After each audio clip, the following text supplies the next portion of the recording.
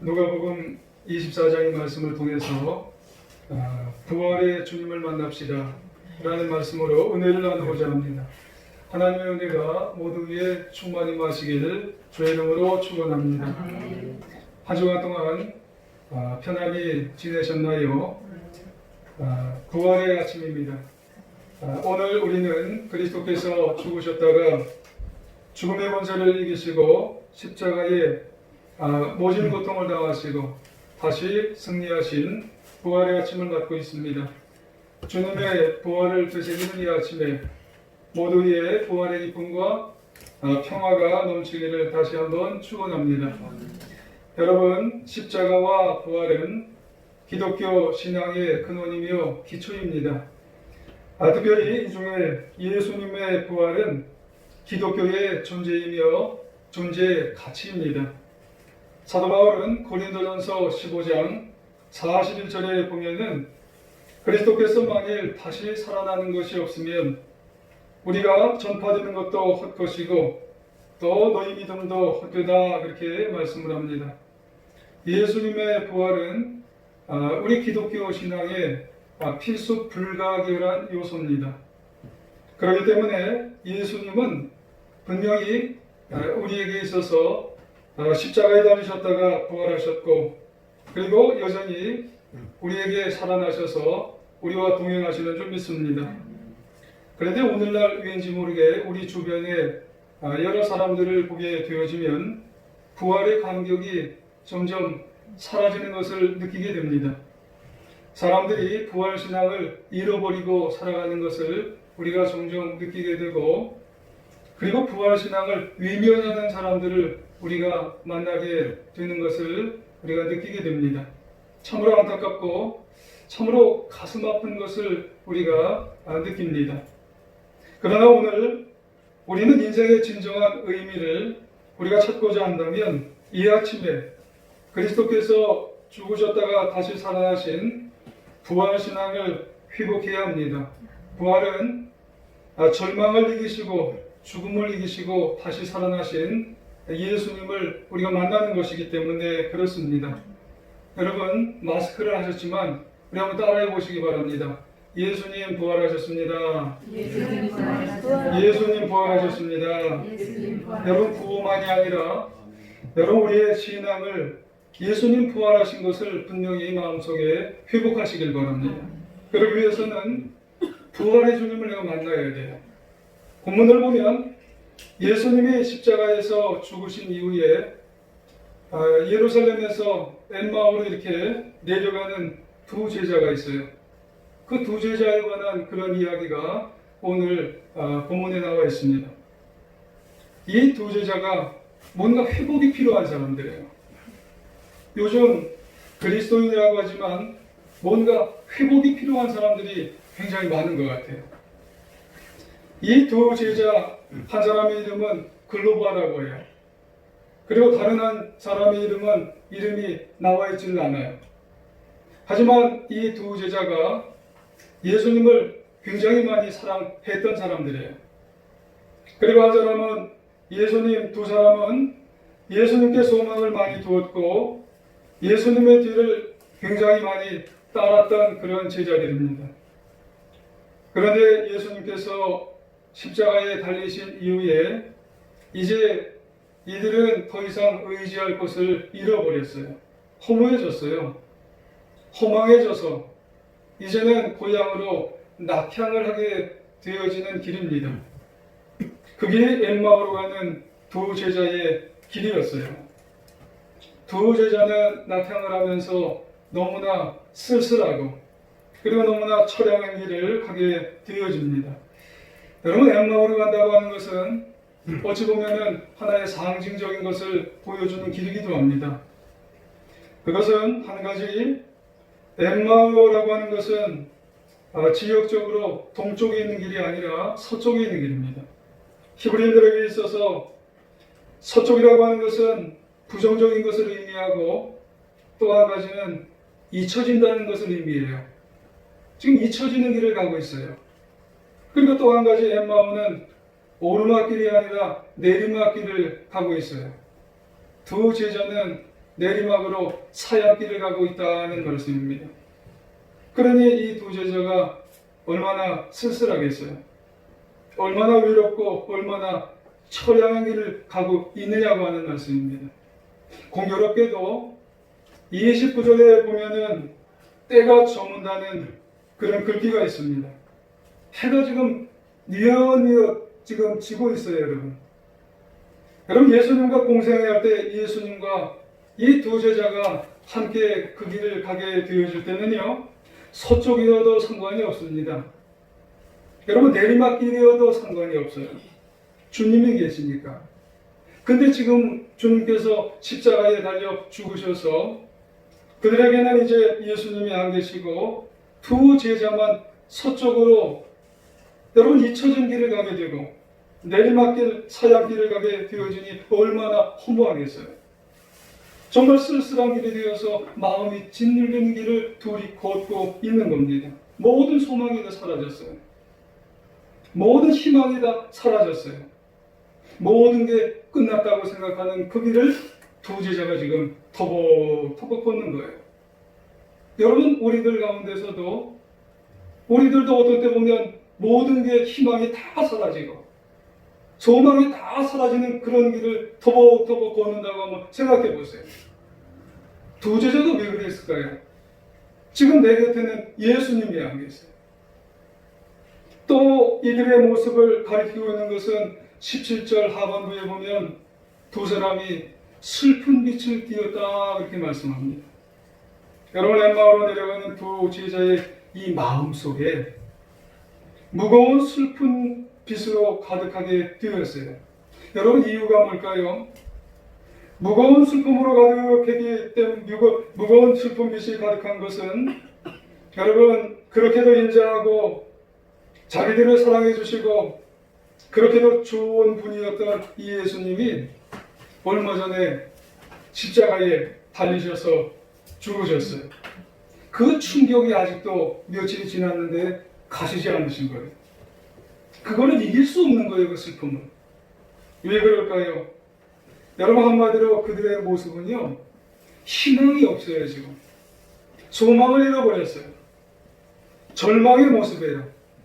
여러분, 그런 모습은 여러분, 엠마오로 내려가는 그들, 걷고 있는 그들 모습 속에 쓸쓸함과 처량한 모습으로 지금 두 제자가 터벅터벅 걸어가고 있는 그 두 명의 모습 속에서 발견하고 있는 거예요. 여러분, 그 두 제자가 그렇게 내려가고 있을 때 여러분, 누군가가 이제 옆으로 다가오셨어요. 동행하기 시작했었어요. 여러분, 그분이 누굴까요? 두 제자가 처량하고 슬프게 너무나 괴로운 모습으로 내려가고 있는데 옆에서 누군가가 동행하면서 그리고 만나주셔서 그 두 제자에게 와서 말을 붙이기 시작하셨어요. 그분이 바로 예수님이세요. 그것도 다시 살아나셔서 부활하신 예수님께서 두 제자에게 다가오셔서 말씀을 걸기 시작하셨어요. 그런데 여러분, 그들이 너무나 이상하리만큼 예수님을 전혀 알아보지를 못하는 거예요. 너무 희한한 거예요. 두 제자가 예수님이 다가오셔서 동행하기 시작했는데도 알아보지를 못해요. 이유는 무엇일까요? 한 가지는 예수님이 옛날 모습이 아니에요. 예수님이 부활하신 예수님이 되셔서 변화가 되셔서 부활체로 변화되신 부활의 예수님이시기 때문에 두 제자는 예수님을 전혀 알아볼 수가 없는 겁니다. 평소 모습이 아니셨다는 거예요. 참고적으로 고린도전서 15장 51절 이하의 말씀을 우리말 성경으로 여러분 읽어드리면 이렇습니다. 보십시오. 내가 여러분에게 비밀을 말합니다. 우리는 다 죽지 않고 모두 변화할 것입니다. 마지막 나팔소리 순식간에 다 그렇게 될 것입니다. 나팔소리가 나면 죽은 사람이 썩지 않을 몸으로 살아나고 우리도 변화될 것입니다. 이 썩을 몸이 썩지 않을 것을 입고 이 죽을 것이 죽지 않을 것을 입을 때는, 기록된 때는 이 말씀이 이루어질 것입니다. 사망이 삼켜져 승리를 얻었습니다. 할렐루야. 예수님이 첫 번째예요. 죽으셨다가 다시 살아나서 변화체로 몸이 변화되신 분이 예수님이 첫 번째입니다. 그러니 제자들은 옛날 예수님만 기억하고 있으니 변화되신 예수님을 만났으니 알아볼 수가 있어야죠.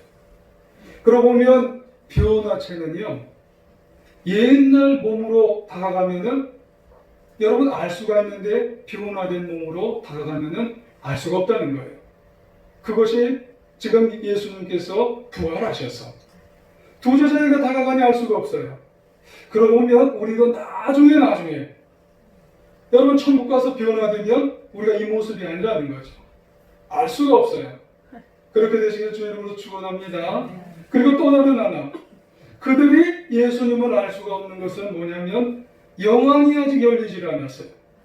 16절에 보면 그들의 눈이 가려워졌다고 그랬어요. 그래서 예수님을 보고도 알지를 못하는 겁니다. 3년 동안, 공생의 기간 동안 그렇게 동고동락했어요. 먹고 마시고 즐기고 그리고 같이 웃었는데, 그런데 며칠 사이에 예수님이 십자가에 달려 죽으셨다가 살아나셨는데 알지를 못하는 거예요. 물론 변화체가 되기도 했지만 또 다른 이유는 마음의 눈이 지금 잠겼어요. 여러분, 우리는 육신의 눈도 있지만 마음의 눈을 한번 딱 여러분 잠겨 놓으면은요, 그 사람은 다른 사람의 진면목을 알아보지를 못해요. 여러분 그랬던 적이 있을지 모르겠어요. 내가 누구에 대해서 마음의 눈만 한번 딱 잠겨 보세요. 그러면 그 사람이 얼마나 귀한 사람인지를 우리가 알지를 못해요. 반면에 마음의 눈이 잠기면 그 사람을 시기하고 그 사람을 미워하고 그 사람에 대해서 왼수가 돼버립니다. 여러분 영혼의 눈이 한번 닫혀보세요. 여러분 영혼의 눈 닫히면 옆에서 누가 봐도 신경을 안 써요. 옆에서 예수님이 오셨는데 알아보지를 못하는 거예요. 여러분 그러면은 옆에 오신 예수님이 알아보지를 못한다고 글로바와 그 친구인 제자 그냥 내버려 두셔야 되나요? 아니에요. 여러분 그때 부활하신 예수님께서 이제는 그들에게 옛날 모습으로 다가가셨어요. 그래서 그들에게 성경으로 자세히 옛날을 기억나게 추억나게 하세요. 그래서 성경으로 옛날에 내가 이랬단다 그러면서 성경을 자세하게 풀어주세요. 언제 그러셨어요?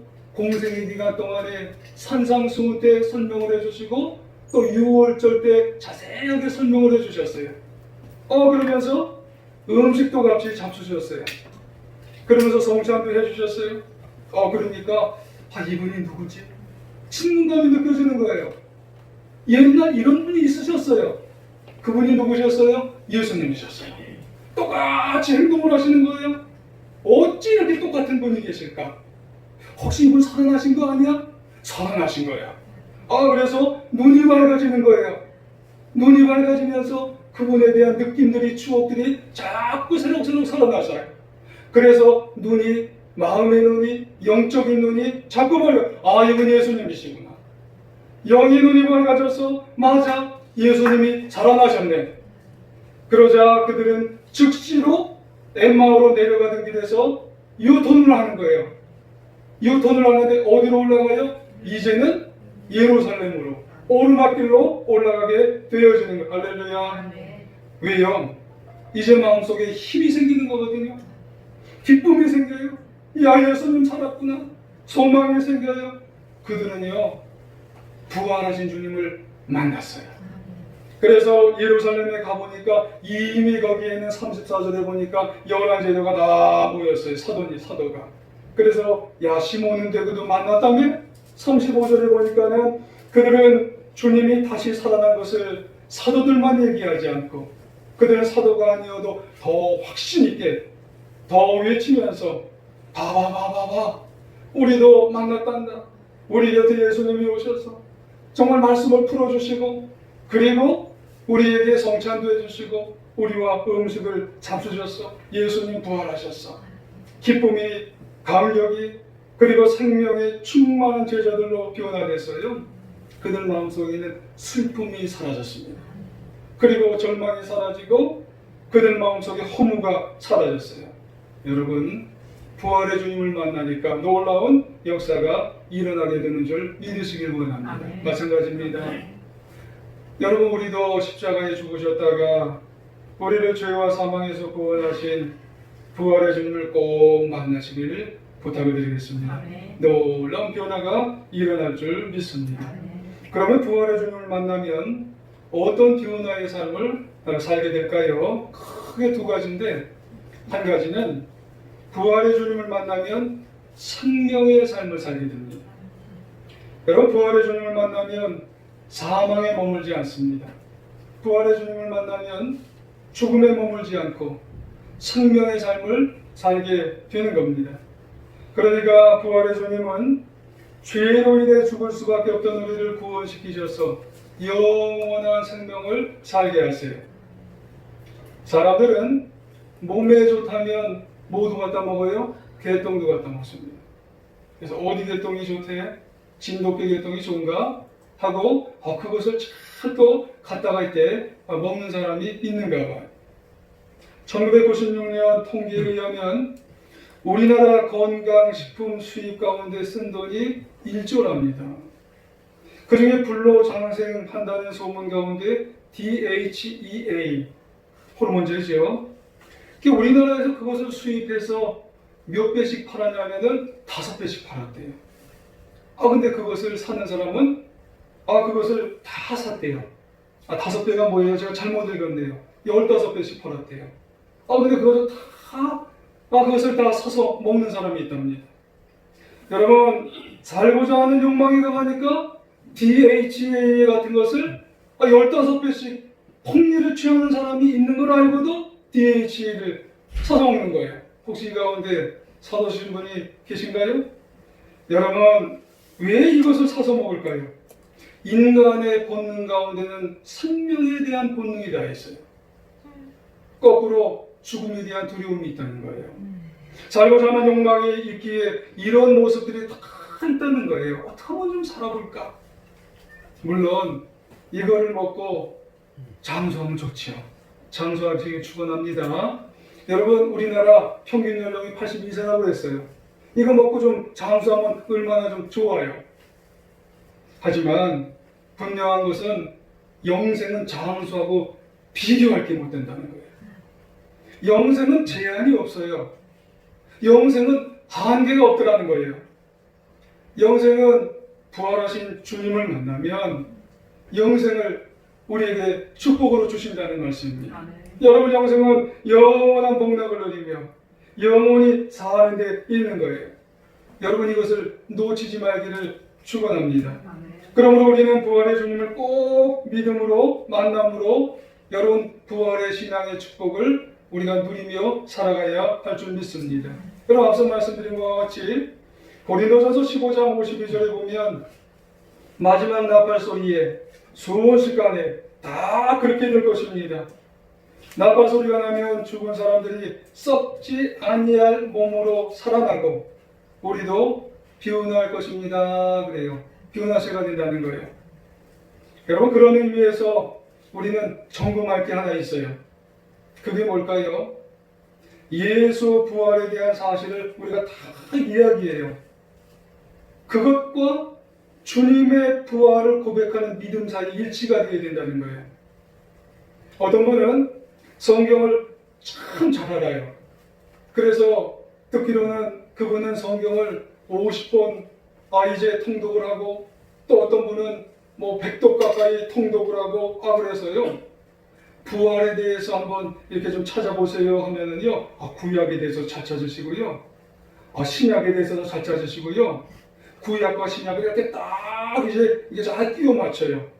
그래서 목사가 나구나, 그렇게 생각이 들어요. 그런데 그분이 그 이상과 그 이하도 아닌 분이 계세요. 형식적인 분이 계시다는 말씀이에요. 근데 반면에 어떤 분은 성경을 잘 못 찾아요. 그래서 구약에 어디에 뭐가 있는지, 신약에 어디에 뭐가 있는지 이걸 잘 못 찾는 분이 계세요. 그런데 이분이요, 예수님의 부활에 대해서는 100% 확신하는 거예요. 예수님이 십자가에 달리셔서 우리를 위해 고난을 당하시다가, 그리고 예수님은 무덤에 계시지 않고 분명히 부활을 하셨다는 사실을 완전 100% 믿으시는 거예요. 그래서 부활하신 주님을 매일매일 만나시고, 부활하신 주님의 음성을 매일매일 들으시고, 체험하시고, 그분과 사랑하시고, 그리고 그분과 사랑의 음성을 듣지 아니하면 정말 견딜 수 없어 하시는 그런 분이 있어서 놀라운 생명의 변화를 누리며 살아가시는 분이 있으신 줄 믿습니다. 그래서 그분은 부활의 주님을 이렇게 고백해요. 나는 부활이요 생명이니 나를 믿는 자는 죽어도 살겠고 너는 살아서 나를 믿는 자는 영원히 죽지 아니하리라 하리라. 할렐루야. 믿으시나요? 여러분, 우리도 그런 고백을 통해서 영원한 부활 생명을 누리며 영원한 기쁨과 영원한 복을 누리며 살아가실 줄 믿으시길 원합니다. 저는 어머니에게 가면은요, 이런 말씀을 드려요. 어머니, 성경 읽으시죠? 못 읽어. 나 요즘 못 읽어. 읽으시잖아요. 못 읽는 거 아닙니까? 어머니 기도하세요? 난 뭐 기도도 몰라. 요즘 기도도 잘 못해. 그래도 기도하시잖아요. 큰형 기도 들어야 돼요. 작은형 기도도 들어야 돼요. 엄마 기도 들어야 돼요. 그리고 나 목사예요, 목사. 기도 좀 해줘요, 기도 좀. 내가 무슨 기도를 하냐? 이러세요. 그래도 정말 기도하시라고, 말씀 좀 하시라고. 그래서 말씀 좀 읽으시라고 해서요, 제가 이 십자가 밑에 있는 이 성경책 이거 사다 드린 적이 있어요. 그러니까 이렇게 무거운 걸 또 왜 사갖고 왔냐? 읽지도 못하는 걸. 왜 그랬는 줄 아세요? 믿음을 절대로 놓지 마시라.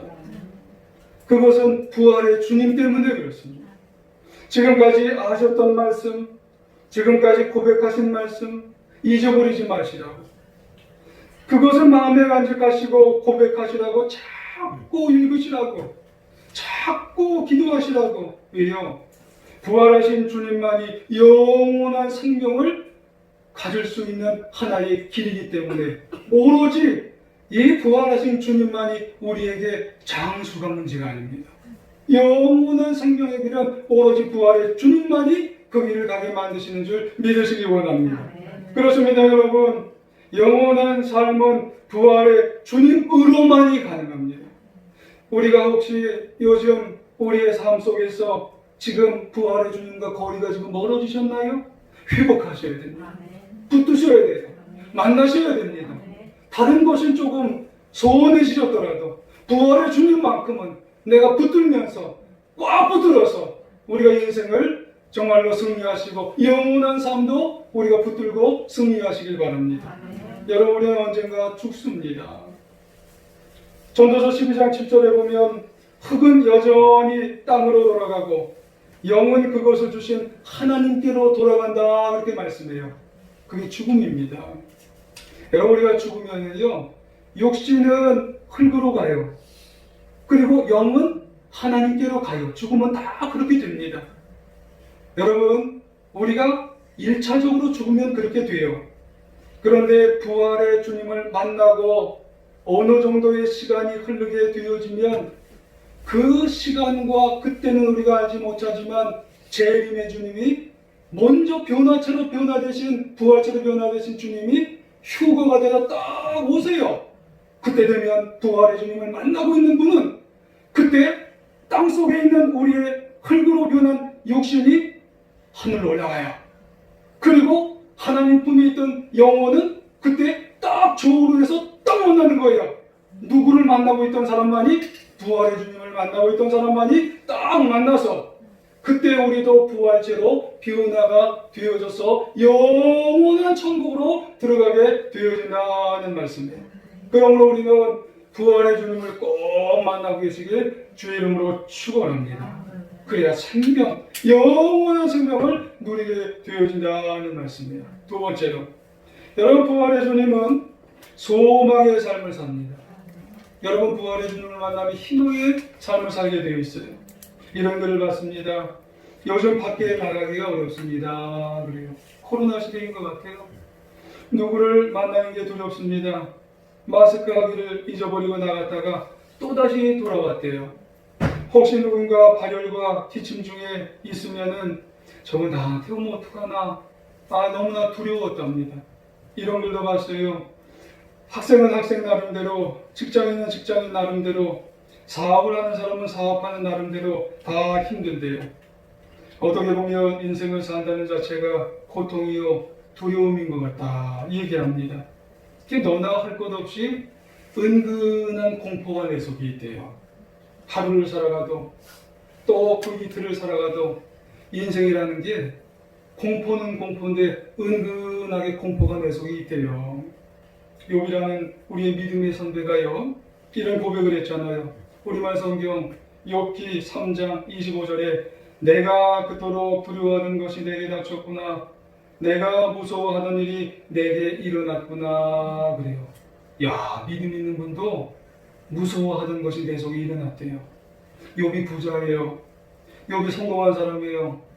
욥도 10명의 자녀가 있어요. 뭐 부러워할 게 있겠어요. 그런데 그런 분도 두려워할 것이 내 속에 닥쳤대요. 인생은 누구를 만나고 다 두려움이 있는 것 같아요. 청년 사역을 잘하는 어떤 목사님이요, 청년들과 대화하면서 그 청년들의 상담 내용을 리스트로 쫙 이렇게 순위를 매겼대요. 첫 번째가 뭐냐면은 인생을 겁없이 살 것 같은 젊은이들도 가장 고심하는 문제 넘버원 두려움이랍니다. 앞으로 어떤 직장을 이제 가지고 취직해야 될까? 걱정이 많아지면 불안이 되고요. 불안이 많아지니까 공포가 들어오더래요. 그도 그럴 것이 요즘 어떤 대기업 사원 70% 3개월 동안 무보수로 일해야 된대잖아요. 그리고 3개월이 지나면 또 다른 사람을 이렇게 다 선별해서 또 그걸 돌리게 되어진다는 거예요. 그 기업만의 일일까요? 여러분, 그렇다면 도대체 우리는 이런 불안의식과 이런 두려움과 이런 공포의식이 어디에 생길까요? 한번 생각해 보세요. 우리 마음에 생기는 거예요. 이 마음에 이런 두려움과 공포의식, 불안의식이 이 마음에 찾아오게 되어져요. 그럼 마음을 좀 강하게, 평안하게 해야 되지 않을까요? 여러분, 그 해답을 우리가 좀 찾아보면 이 부활절을 우리가 맞이하면서 우리가 한번 생각해보면 이런 해답을 좀 우리가 얻어보면 어떻겠습니까? 두려움을 이기신 분이 있더라고요. 절망을 이기신 분이 있어요.